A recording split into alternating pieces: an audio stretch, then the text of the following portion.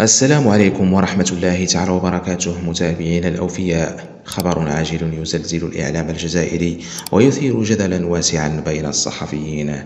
الاتحاد الإفريقي لكرة القدم الكاف يفرض شروطا صارمة وغير مسبوقة لتغطية نهائيات كأس إفريقيا 2025 بالمغرب.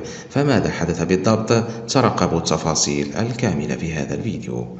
أعلن الاتحاد الإفريقي لكرة القدم صباح اليوم عن بدء عملية تسجيل اعتماد وسائل الإعلام لتغطية البطولة، وحدد مجموعة من الشروط الصارمة أبرزها ضرورة التوفر على بطاقة صحفية سارية المفعول أو تكليف رسمي، جواز سفر صالح وصورة حديثة بمعايير دولية، مراجعة دقيقة لجميع الطلبات، مع التأكيد على أن الملفات الناقصة لن تقبل تحت أي ظرف.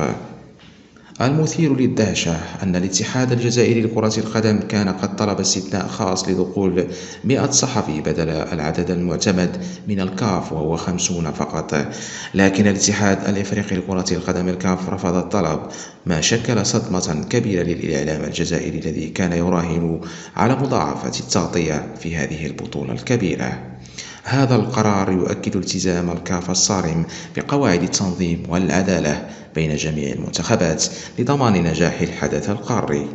إذا مشاهدينا الكرام، هل ترى أن الكاف كان على حق في فرض هذه الشروط، أم أن الإعلام الجزائري تأثر ظلما؟